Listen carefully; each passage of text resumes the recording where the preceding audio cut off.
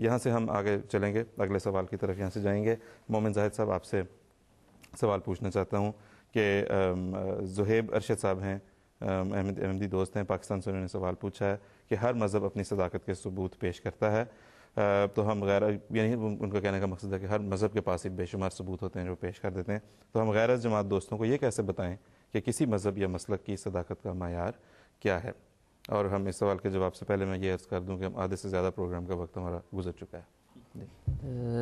صاحب، یہ سوال بڑا اہم ہے اور اس کی اہمیت کے پیش نظر حضرت اقدس مسیح موعود علیہ السلام نے خود اس سوال کا جواب عطا فرمایا ہوا ہے، اور حضور فرماتے ہیں کہ سچا مذہب شناخت کرنے کے لیے انسان کو یا ایک متلاشی حق کو 3 چیزوں کا جائزہ لے لینا چاہیے۔ پہلے نمبر پہ جو بات ہے وہ یہ ہے کہ اول نمبر پہ ایک سچے متلاشی حق کو اس بات کا جائزہ لینا چاہیے کہ اس مذہب میں خدا تعالیٰ کی نسبت کیا تعلیم بیان ہوئی ہے، اور خدا تعالیٰ کی توحید اور خدا تعالیٰ کی دیگر صفات کو کس طرح سے پیش کیا گیا ہے۔ تو پہلی بات یہ ہے، اور اس لحاظ سے اگر ہم مختلف مذاہب کا جائزہ لیں تو ہمیں نظر آئے گا کہ کسی مذہب نے تو مورتی پوجا کی تعلیم دے دی، کسی مذہب نے ظلمت اور نور کے علیحدہ علیحدہ خداؤں کا تصور پیش کر دیا، کسی مذہب نے اپنی اصل تعلیمات سے بگڑ کے خدا تعالیٰ کے برگزیدوں اور پیاروں کو ہی خدا کا بیٹا یا خدا قرار دے دیا۔ اس لحاظ سے اگر دیکھا جائے تو اسلام ہی وہ واحد سچے مذہب کے طور پر سامنے آتا ہے جس نے توحید کو اور خدا تعالیٰ کی صفات کو مکمل ترین رنگ میں پیش کیا۔ دوسری بات جس کا دیکھنا حضرت اقدس مسیح موعود علیہ السلام نے فرمایا کہ طالب حق کے لیے ضروری ہے، وہ یہ ہے کہ وہ جس مذہب کو پیش کرے اس مذہب میں یہ دیکھے کہ اس کے اپنے نفس اور عام انسانی چال چلن اور اخلاق کے بارے میں کیا تعلیم بیان ہوئی ہے۔ چنانچہ یہ دیکھنا چاہیے کہ وہ تعلیم کس طرح سے اعلیٰ سے اعلیٰ اخلاق انسان میں پیدا کرتی ہے اور کس طرح سے بد اخلاق سے انسان کو دور لے جاتی ہے، یعنی وہ اپنے تعلیم اور عقائد کے لحاظ سے ایک مکمل تعلیم ہونی چاہیے۔ اور یہ دعویٰ بھی ہم دیکھتے ہیں کہ قرآن مجید میں یا موجود ہے کہ خدا تعالیٰ نے فرمایا الیوم اکملت لکم دینکم واتممت علیکم نعمتی ورضیت لکم الاسلام دینا۔ تیسری بات جس کا دیکھنا ایک متلاشی حق کے لیے ضروری ہے وہ یہ ہے کہ وہ دیکھے کہ جس مذہب کو وہ پسند کرے اس کا خدا ایک فرضی خدا نہ ہو۔ یہ حضرت اقدس مسیح موعود علیہ السلام کے الفاظ ہیں جو کہ محض قصوں اور کہانیوں کے سہارے سے مانا گیا ہو، بلکہ حضور فرماتے ہیں کہ اس مذہب میں خدا تعالیٰ کے پاک وجود کی طرف سے نازل ہونے والے نشانات، زندہ برکات اور معجزات انسان مشاہدہ کر سکتا ہو۔ تو اس کے لحاظ سے بھی اگر جانچا جائے تو ہمیں اسلام اور پھر اسلام میں اسلام احمدیت ہی وہ واحد مذہب نظر آتا ہے جس میں ہم روز بروز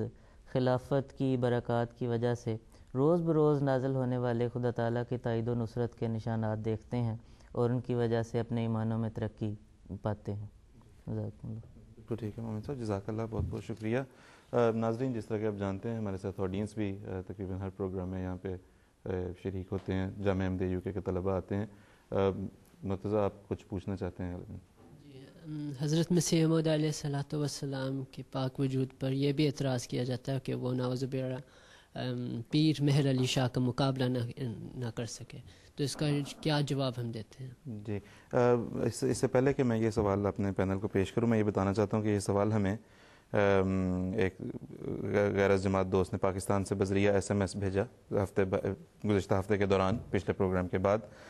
ان کے سوال کے 2 حصے تھے۔ دوسرا حصہ یہ ہے، ایگزیکٹلی یہی ہے جو ابھی مرتضیٰ صاحب نے بھی سوال پوچھا ہے کہ ان کا پوچھنے کا انداز بہرحال مختلف ہے۔ وہی کہتے ہیں مرزا صاحب پیر مہر علی شاہ کا مقابلہ کیوں نہیں کر سکے، بھاگ کیوں کھڑے ہوئے۔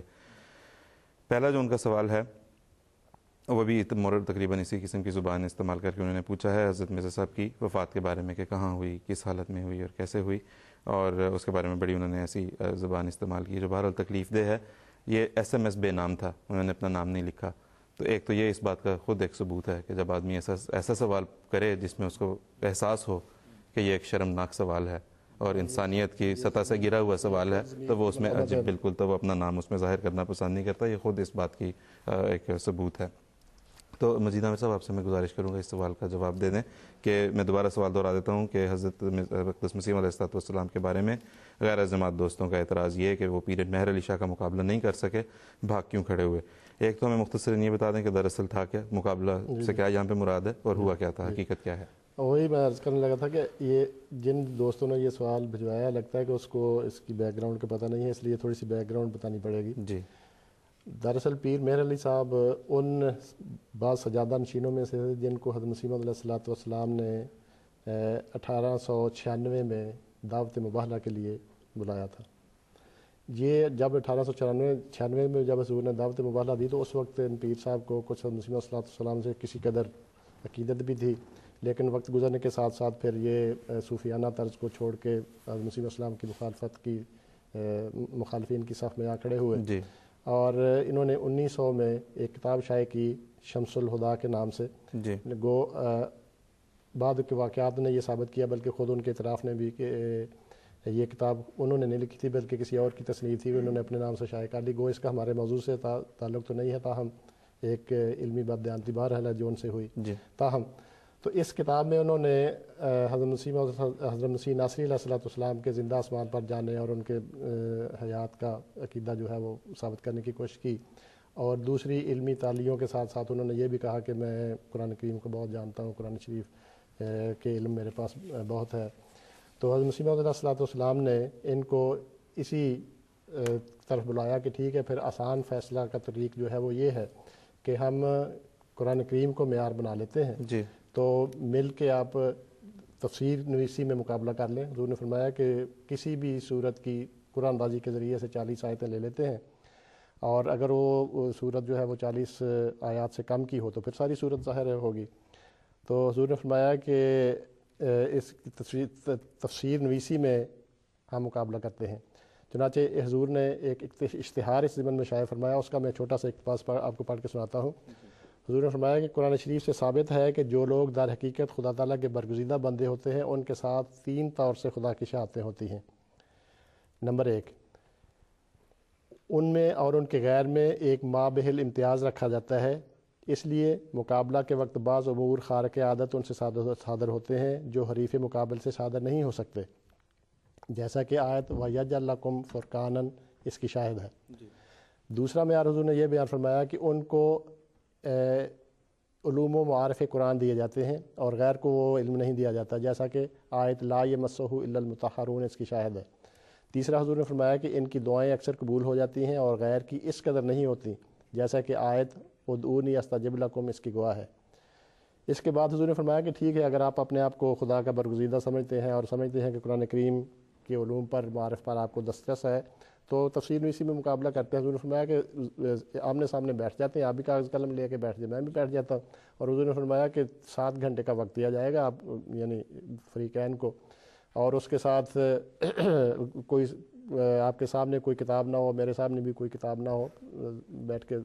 تفسیر لکھیں، اور اس کے بعد حضور نے فرمایا کہ آپ اپنی مرضی سے جج مقرر کر لیں۔ مثلا حضور نے جن کے نام لیے ان میں سے مولوی محمد حسین بٹالوی صاحب تھے، عبدالجبار غزنوی صاحب تھے، مولوی عبداللہ لاہوری صاحب تھے، اور یہ سارے آپ جانتے ہیں کہ حضور کے مخالفین یعنی بڑے سخت مخالفین میں سے تھے۔ اس کے باوجود حضور نے فرمایا کہ بے شک آپ ان کو مقرر کر لیں، اور یہ اگر کہہ دیں،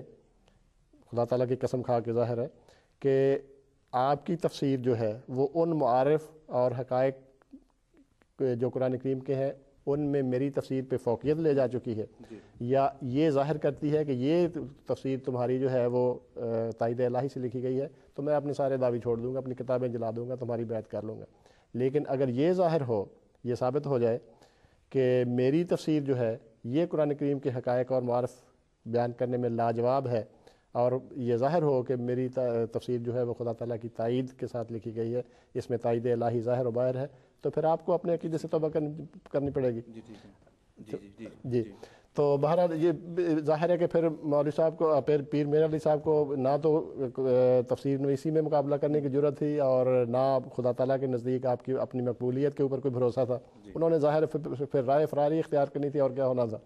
انہوں نے راہ فراری اختیار کی کہ اپنی طرف سے یہ گویا چال چلتے ہوئے یہ اشتہار دے دیا کہ ہم آپ کی ساری شرطیں مانتے ہیں تو فلاں جگہ آ کے ہمارے ساتھ مباحثہ کر لیں. اور یہ اس میں چال اصل میں یہ تھی، بلکہ ایک سے زیادہ چالیں تھیں. اس میں ایک چال اس میں یہ تھی کہ وہ جانتے تھے کہ مسیح موعود علیہ السلام اس واقعے سے 4 سال قبل اپنی کتاب انجام آتم میں یہ لکھ چکے تھے کہ آج کے بعد میں ان مولوی لوگوں سے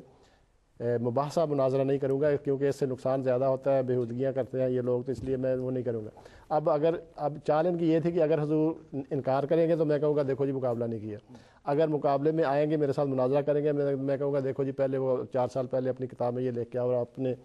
قول کی خلاف ورزی کر رہے ہیں. تو حضور نے فرمایا کہ یہ تو طریق نہیں ہے، میں نے جو طریقہ آپ کو بتایا ہے قرآن کریم کی روشنی میں وہ آپ اختیار کریں. چنانچہ ظاہر ہے کہ اس وقت سے لے کے ان کو پھر جرت نہیں ہوئی تفسیر نویسی کے مقابلے میں آنے کی. لیکن حضور نے مسیح موعود علیہ السلام نے اتمام حجت کرنے کے لیے ایک تفسیر قرآن آیات کی تفسیر اپنی کتاب اعجاز المسیح میں تحریر فرمائی، جو اس وقت سے لے کے آج تک ایک نشان ہے.